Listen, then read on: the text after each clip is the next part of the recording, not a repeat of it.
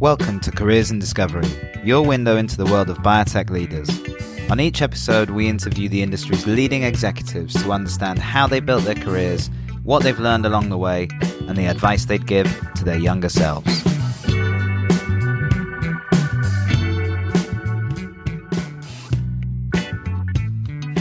This time on Careers in Discovery, we're with Jen Fortune, Chief Operating Officer at Precede Biosciences. Jen's career has taken her to every corner of the biotech industry, from a PhD in chemistry to Big Four consulting, big pharma companies, and now driving operations in a cutting-edge liquid biopsy company. Along the way, we talked about Jen's passion for mentoring, the importance of fostering diversity, and how embracing your authentic style can drive both personal and professional success. So welcome back to Careers in Discovery. This week I am joined by Jen Fortune, Chief Operating Officer of Precede Biosciences. Welcome, Jen. Good morning. I guess good afternoon for you. It's very nice to be talking. It's fantastic. I suppose a great place to start is to talk a little bit about Precede and your role at the moment. Could you tell us a little bit about that? Absolutely. It's a topic I like talking about. So, Precede Biosciences is a liquid biopsy company that's focused on the epigenome. We call it comprehensive epigenomic profiling, a nice short, quippy name. But what we're really doing is we're looking at epigenomics to elucidate the transcriptional activation status of individual genes and pathways that are druggable. A lot of words to say, we're really trying to be able to understand at any given time in a patient what genes are on and which genes are off and how they're functioning so you can understand the biology of the cell. Yeah. And we do this because the information and insights that we can generate with this platform can inform therapeutic decisions in the R&D context with biopharma partners that are developing therapeutics, and hopefully very soon in clinical decision-making with physicians as well. Fantastic. And from what I know about liquid biopsy, and one of the real benefits is the minimally invasive. The other treatments, the other ways to get the data that you're looking for, it's not so great for patients. Yeah, today, actual physical biopsies allow you some of the resolution that we're talking about, but you just can't always get biopsies in patients, and you certainly can't follow a patient's trajectory over time. Yeah. The probability that you have more than one biopsy in a given patient over time is really low. And so being able to do it in a minimally invasive way in the blood allows you to actually get information that informs precision medicine. We like to think about precision medicine. And of course, this is, a company this has is where you come to life. Yeah. But, genomics is one horizon of being able to get precision medicine. But genomics tells you, I think of it as like the hardware of the cell. It tells you the facts. It doesn't tell you what software is being used, right? It doesn't tell you what's on and off. Yeah. Epigenomics gives you that insight, and you can only do that today with biopsies. The genomic liquid biopsy doesn't allow you to do that. So this is really taking it to the next level to enable precision medicine to achieve the potential that we all know it has. Fantastic. I promise no marketing, but that's kind of the messaging that's like, it's what gets me excited. Yeah, absolutely. So tell me a little bit about your role as a chief operating officer. How do you spend your time? That's a great question. Like most chief operating officer roles, it's kind of a catch-all for anything and everything that needs to get that doesn't have a home in an early stage company, especially in early stage, right? Yeah. In a larger company, it's usually a very defined role around manufacturing and other things like that. But in a 30 to 40 person company, it's a big catch-all. So I spend, obviously within my remit, I have all of the corporate support functions. So when you think about legal, HR, finance, things like that. And then we have a team that does product development on the assay and the platform. We have a scientific team that leads the scientific strategy and the building of the tests.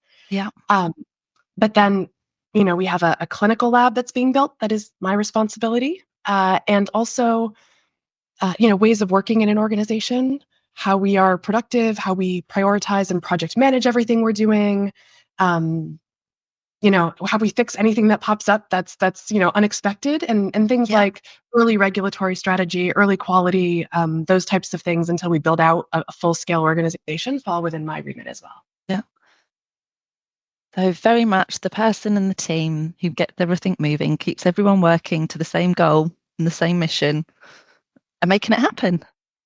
Yeah, I mean, lots of teaming, to be clear, with lots of folks that are my peers here to make this happen. But I think of it personally as my accountability to make sure that that's all humming along smoothly, so that we're all charged in the same direction and have visibility and transparency into what we need to get our job done effectively and efficiently. Lovely. I'm really interested, always really interested to hear how people make the decision that science is for them, particularly within drug discovery. I will say I am not a planner, which is really funny, and everyone who knows me will laugh at that comment because I'm a very type A person. And so to think that I'm not a planner is actually really difficult, but I'm not when it comes to career. Okay. I sort of follow what's interesting to me at the time and what fits with my life, because I also have a young family at home. And so it's always been this balance. And I've always liked science and technology. So, like the STEM or STEAM, whichever one is appropriately used in today's day, has always just been the thing that got me excited and the place where my face lights up. And so, I pursued that, and I actually thought I was going to go into medicine. Medicine, right? That was my first intent. I love biology and I love science and math. And so that was the logical path. But in college, I spent some time exploring working in a hospital with residents to sort of feel what it's like to be a doctor. And I was super excited about it.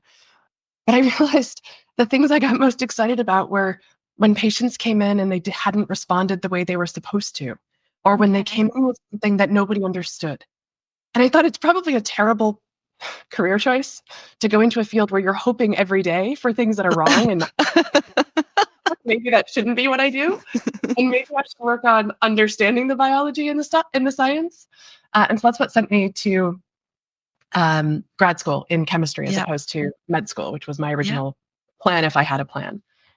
And then from there, obviously, the things I like are the application of science to medicine. Yeah, I wanted to be a doctor, and so pharmaceutical industry was the obvious place, and I sort of went down that path and have loved every minute of it. The mission base of what we do is just so wonderful that it kind of stuck, and I can't imagine doing anything else.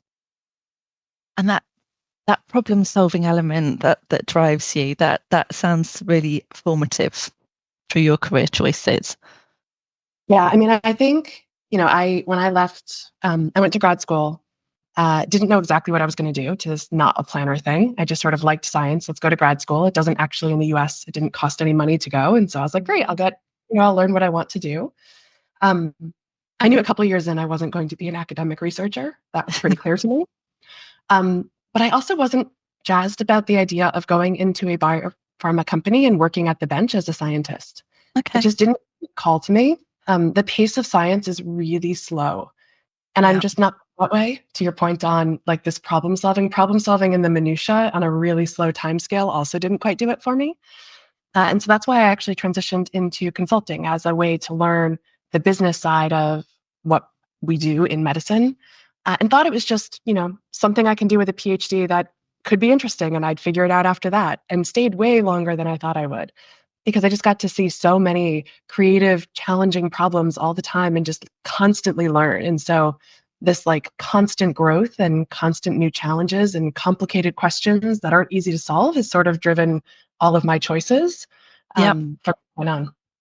Yeah. So from doing your PhD, took the slightly unusual step to go straight into consulting in the world of business and strategy. What skill set was important for you when you were moving across into consulting? The curiosity and just the grit to want to always get to an answer and to want it to be the right answer. Not, 100%. In consulting, you always talk about 80-20. Learning how to do that was a new skill for me. I think that's foundational, but it turns out the other one is you have to actually work really well with people. And that wasn't something I had honed particularly well in a PhD program. You don't get rewarded for working well with people. In fact, competition is more the norm in most research programs, at least in my world. And so that was fun. Fortunately, I like people and genuinely care about people, which helps. But I had to learn the skill sets. I'm a very direct person. And I just say what needs to be said, and I expect people will do the same to me. And when I treat people the way I like to be treated, it turns out most of them don't like to be treated that way. And I had to learn that very quickly. But I had some good mentors who gave me. I was going to ask, did you have some mentorship at that point? Because that's quite a turning and quite speed of upskill. It didn't happen as fast as I wanted it to. And I learned coping mechanisms instead until I got there. But yeah, I had my first project in consulting. I had a partner ask me, we might have been on the project about a month, maybe a month and a half. So I'm, 6 weeks into my first real job as a almost 30-year-old individual, because I was in school for so long. And she invited me to lunch, and I was like, oh, look at this. There's this partner that wants to take me to lunch. This is amazing. I'm doing great things. And she nicely sat me down and said, Jen, I think you're fantastic. And I think you do wonderful things. And she's like, but you piss people off. And I was like, well, that's very candid. Thank you. But then she, of course, was very great with like, look, this isn't an atypical thing for someone that comes from a PhD. And that's okay. But it's something you need to work on. And then she gave me really tactical tools on how to do it. And so it was really formative in that I needed to hear that. And if I hadn't heard that, probably wouldn't have been successful in consulting. Yeah. And also it was formative in that it was someone being really direct, but in a constructive coaching way, as opposed to a feedback way, which I really appreciated, right? Hearing the message, if she had stopped at the message, would have been really tough, but she didn't stop at the message. She gave the context, and then she gave coaching, and all of a sudden it changed how I heard it. And so that was really formative in how I developed as a human being. And really valuable. Yeah. Have you had the opportunity throughout your career to do any mentoring? I have, actually. I will say one of the things that I am most excited about in every role that I'm in is the opportunity to coach and develop others. And so obviously when you lead a team, you have the opportunity to do that in a team setting. But it turns out it comes up a lot informally as well. So when I was at BCG, they had this role that they called a class dean.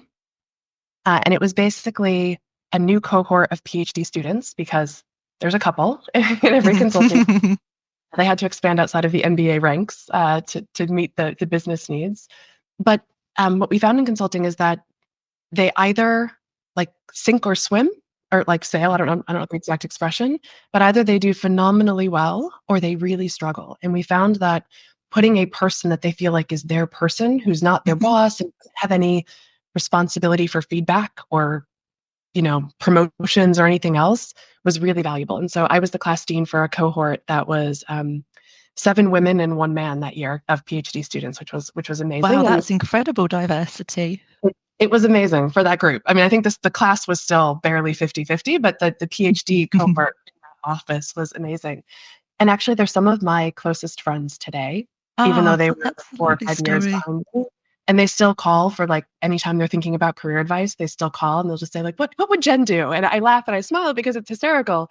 But they like that my style is very direct and driving, and I'm not really afraid to like take big leaps and think about things differently and ask difficult questions and make them really think about things. So that's been really, I don't know, I love that. It makes you feel so good. You can actually like be a good coach to someone. Yeah, fantastic. Then if we go on to the next step, after BCG, you moved to EMD Serono. BCG is a big company, EMD Serono is another organisation, but coming from very different angles. Mm-hmm. Yeah, I had said in consulting, I was going to do startup. I was never going to go into a big company. But at that time, I had a 1-year-old, a 2-year-old, and I was planning to get pregnant with my 3rd.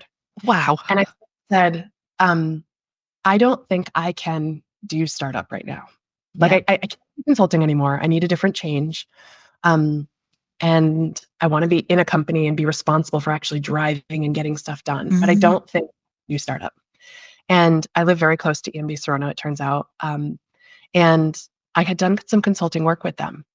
And there was an individual there whose name was Rehan Verji, which will sound very familiar because he's also the CEO of Precede Biosciences, who had just stepped into a role leading the US business and the global commercial business.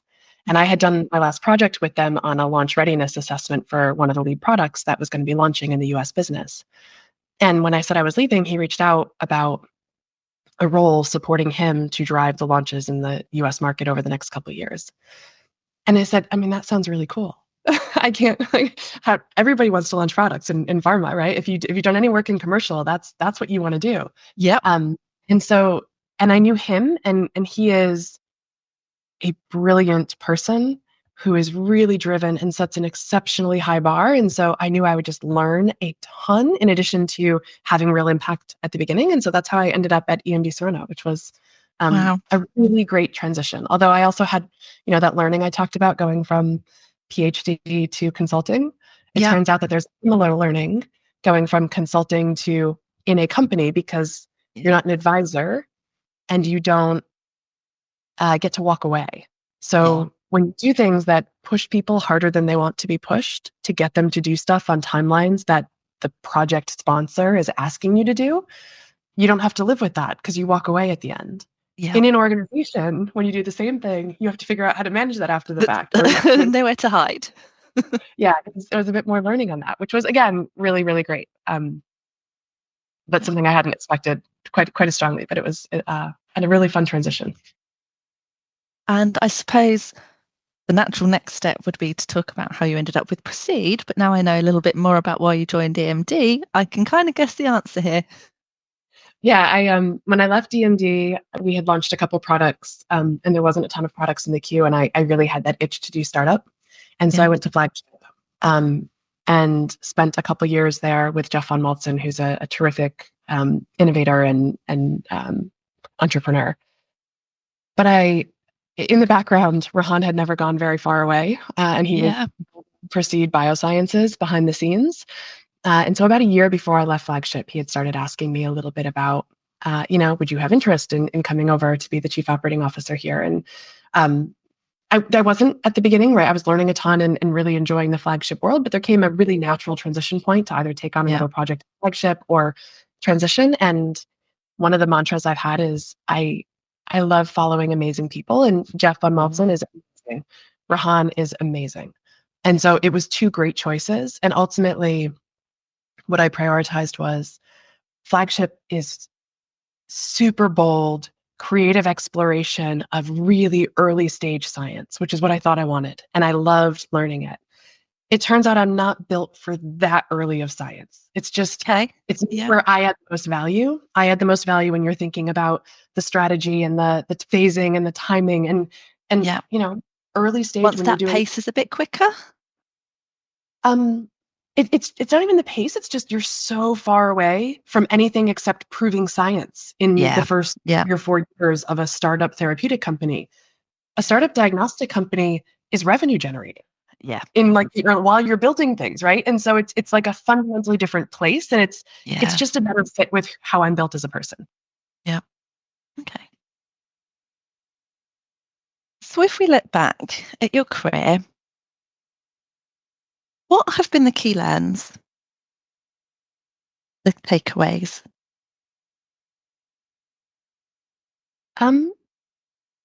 I think one of the biggest ones for me has been, and this may not work for everyone, I've learned a lot that I am very different than a lot of people, and what I do is not always the best for everyone else. But a couple of the things that stick out for me personally, finding great people and great teams over great content has been a defining feature of what I've done. I'm agnostic. Yes, there's lots of things I could be interested in. Is it immunology? Is it oncology? I don't predefine those. But doing things that are challenging and difficult with amazing people that I like working with and who work the same way that I work has been really important to my satisfaction and happiness, and also my success. Because, how did I land where I landed today at Precede Biosciences? Would a different CEO of this company who hadn't worked with me and hadn't known me have said Jen is the obvious choice for this? I don't know. Maybe, but I'm not positive. And so when you find great people, they sort of help you pull you along in various ways that enable and open doors. And this same thing, coming from MIT and having an advisor who opened doors for me. BCG and partners who connected me to Rohan about a role. Like it's been a defining feature of how I end up where I end up. Yeah. So that's one of them. I think the other one for me has been ways of working. I have a very direct person. When I got feedback that wasn't landing well, I sort of, take the pendulum and shift it to the opposite side. And that was a complete failure in every regard. And so one of the things I learned is not that you can't change how you function as a being, but it's hard to change who you are as a person, in my experience. And so I've learned to work with who I am and find ways to be successful being who I am. Yeah. And so, if I'm really direct, I'll preface things that I say to make sure that people have the context and that it lands the way I want it to land. I'll have, I build relationships one-on-one so that I have more rapport with people, such that if I give messages that are challenging, they land the way they're intended, as constructive to improve, as opposed to critical to challenge or to make someone feel bad. That's not the intent. And so I've sort of learned these mechanisms, but it's all being very true to how I am. And it's just a much happier way to live. And it turns out that it still works, right? As long as you're genuinely a good person and you genuinely care about people, it works. Yeah, absolutely. And something that we haven't touched on yet, but I know that you're really interested in, is diversity in life sciences. What are your thoughts on that landscape at the moment? What do you think needs to be done to improve? Oh, it's such a difficult question with as a woman who is also a parent and has young children and have made decisions that balance things as opposed to advancement. I understand at an individual level why there may be differences in sort of equality at various levels of choices that people choose to make. And men can choose to make the exact same choices. But I know as an individual woman, I have, and my husband has not made the same choices, right? In terms of how he about what he was doing. And so that's individual choices, individual people. But I think the other thing is that there is differences, right? Like there are certainly, I observe it in many worlds where you see people being treated differently, or you see their style, and it's not usually in my experience, there are exceptions to this, of course. It's not overt. It's not someone saying, I think you're a woman and I don't think you're capable. It's not that. It's they value behaviors that may not be as common among women as they are among men, or they tolerate behaviors in individuals, men and women, that prevent many women from flourishing. Yeah. So somebody constantly jumping in and speaking over someone, right? So one of the things I have found is that, and I've been involved in a lot of initiatives. So I led women in chemistry at MIT when I was there. I was the node for women in leadership at BCG when I was there. This is just something I've been very involved in, and I also helped lead the women's group at EMD. From very early in your career, yeah, it's just been, and it's interesting because we did this assessment at BCG. It was BCG wanted to understand differences between men and women, and goal was to retain more women. That was the objective, to understand what drove women to voluntarily attrit from the organization. And, it was very research-based because BCG is very data-driven. And it was this wonderful summary. And at the end of it, they basically show two bell curves, and they show that there are fundamental differences in the wants and needs of men and women. This is scientific research done by real scientists that BCG, sized and played back. But it's a bell curve, right? They overlap meaningfully. And it doesn't mean that every man or every woman falls squarely in one or the other, but there are, the bell curves don't overlap. There's, it looks like an M. There's different peaks. Yeah.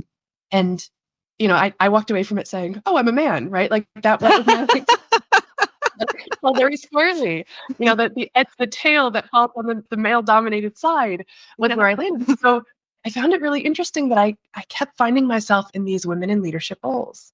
And it's one of the foundational things, right? Like, I think that there are men and women that need to do more in every organization to get the best out of everyone. And I say women, but there's also men who don't conform to typical standards that we don't get the most out of. And so When I think of diversity, it's not gender, it's not race, it's who are the people on your team and how are you creating the environment to get the most out of them and really benefit from the diverse perspectives and experiences that they have and bring to the table. And that's, that to me is what diversity is. And I think there's so much space for us to have more conversations and to have active conversations about individuals and about what we're doing and how we get the most out of people that don't have to center on ethnicity or gender, but just talk about who are your people and how do you get the most out of them. Yeah. What have you put in place at Precede to be able for that to happen within the organization? Not enough formally yet. I'll be quite honest. Yeah.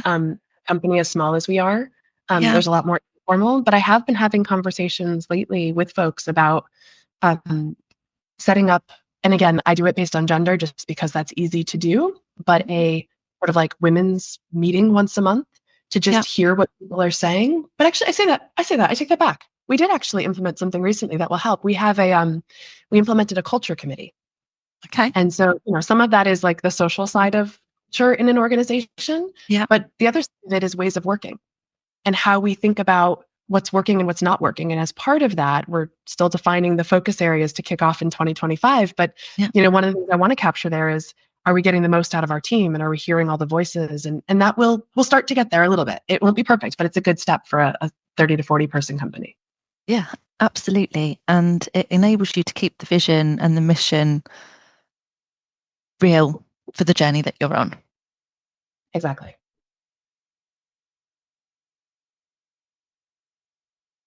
What piece of advice would you give to scientists or people finishing their PhD? If you were to give it to your younger self or to a scientist early in their career, what piece of advice would you give?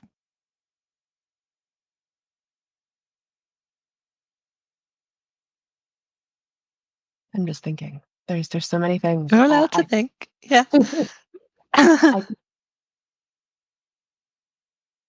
I don't know that coming out of my PhD, I recognized how fluid career paths are. And I've heard, I've done a lot in HR in the last 5 years in the operating role. People call them like career ladders, but I've also heard the term like career matrix, which I think is a much more accurate description of what a career really looks like. If you are constantly focused on moving up, for some people, moving up as fast as they possibly can and getting as senior as they possibly can as quickly as they can is their priority. And that's great. And there's ways to do that. Mm-hmm. For other people, what they really want is to feel fulfilled in what they're doing. And that may not always be taking the fastest, most accelerated path forward. Or they may have life decisions that mean that those roles would be challenging for them and not be appropriate balanced. And I've talked to so many people thinking about their career path coming from a PhD through, various, usually healthcare world. And often it's like, yes, but, and they're comparing themselves to others. And it's such a sad thing to see because at the end of the day, what matters is are you having the impact you want in the world with your career? And are you feeling fulfilled by it? And so sometimes that means stepping sideways and taking a lateral step that doesn't actually promote you because it sets you up for what you've decided you're excited to do. Yeah. And people, hesitate to do that because it doesn't feel like they're, keeping up with the Joneses, if you will, a very US expression, but it translates. Yeah. So I think there's that, which is, I think, really important for people to recognize and reflect on, like, what are you actually striving for? If it is rapid acceleration, you're going to be making trade-offs. If you want balance, that's okay. There's nothing that says you have to move as quickly as everyone else or other people you look at want to.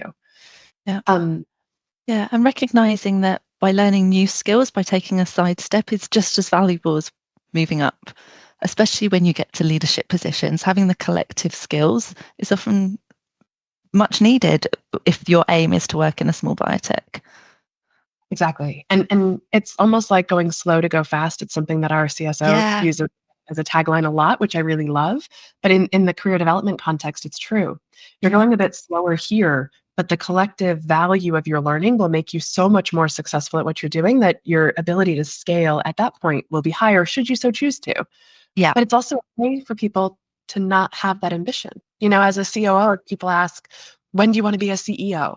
my answer is, I don't know. Like, I like what I do. I like the operations side. Like, could I aspire to be a CEO? I'm not sure yet. Like, it's okay. Again, I'm not a planner. When it comes to career, like, I don't know that. I love what I'm doing, and I want to keep doing this until there's a reason to do something different, right? And so, I think it's a really healthy way to think about career and development. Yeah. But then also, people will tell you have to network. And MBAs, when I went to consulting, the networking that MBAs do was just like mind-boggling to me. And I sort of felt like I had to do it. But back to that, like, there's what's natural to you and what's not. Yeah. That is not natural to me. Having conversations with people just because I think they will be able to help me in the future is not how I'm built as a person. Yeah. It's not my style. But there are people who I have conversations with who I genuinely like as people and respect the way they think. And so I've taken a good or bad, I don't know the answer, but my approach, much more targeted approach, where I go out and I meet people and I go to the events that I should, but I don't try to, maintain this very cursory relationship with everyone. Yeah. There's a handful of people that I really enjoy and really connect with, and I sort of foster those relationships and prioritize those at the expense of, having breadth. Yeah. But the deeper relationships I found help me because those people have networks. And when I have a deep enough relationship and I go to them with an ask or a need, whether it's, I'm looking for talent, help me find talent, or I have a question, I'm not quite sure where to turn. Those deep relationships, people will offer their network to you freely and willingly. You don't have to ask, versus those requests you get when someone's like, hey, I see you're connected to this person. Can you connect to me? And it's like, I barely know you. No, I'm not going to connect you to that person. No, because I barely know you, right? Yeah. So those are kind of the two things that I thought the most about, that I still just struggled to manage throughout my career as a new PhD scientist, that I think would be helpful advice for my early self. Yeah. Really valuable. What's next? What's next for Jen? I'm not going to ask you when you're going to be a CEO. And and what's next for Precede?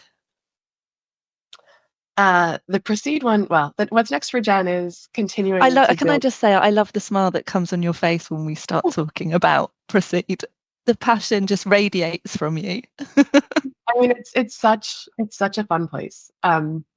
What's next for Jen is Precede. Full stop. Yeah. No questions asked. We are building such an impactful technology that doesn't exist today, that has such real impact for patients, and it's been incredible. I mean, the pace at which things run and operate is, very startup centric, exactly what you would expect. Because there's such traction, right? Like, we came out of stealth a little over a year ago, and in that time, the number of partners that have seen what our platform can do, and who have told us, like, get this anywhere else, right? Like, it doesn't exist, it just, like, speaks volumes to how important what we're doing is. And so for me, this is doubling down on making sure that everything operationally at Precede is ticked and tied and humming and getting to where we need it to be able to support the work that, we know will actually create value for partners doing research and ultimately for patients in the clinic.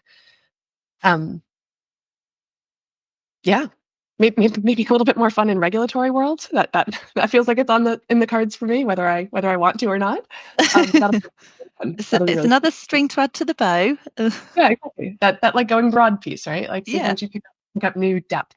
I mean, I've done a lot in this space in terms of like awareness and knowledge, but the technical components of it are going to start to pick up a bit more. We'll have some folks there leading that charge, but yeah, it's a super fun place with, again, the team. I like team, and I think the reason my face lights up is I watch so many people talk about where they are, and like, even the women that I was telling you I still mentor, like, their frustration is with organization and politics and the organizations and actually get stuff done, and we have none of that. We might have too much work on a given day, like most startups. Not that. It's brilliant people who all are charging in the same direction and who listen to each other and want to do what's best and are happy to change direction, like, no ego. It's really a fun place to be.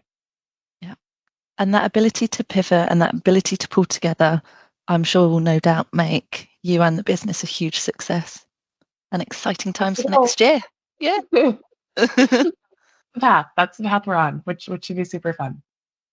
Oh, really looking forward to seeing the achievements next year. Well, thank you. We're excited to deliver them.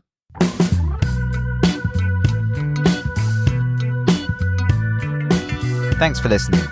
If you enjoyed the episode, please like and subscribe and share it with someone else you think will benefit. And for more podcasts, videos, blogs, and insights, come follow me, Tom Froggatt, on LinkedIn, YouTube, Instagram, Medium, or TikTok. See you next time.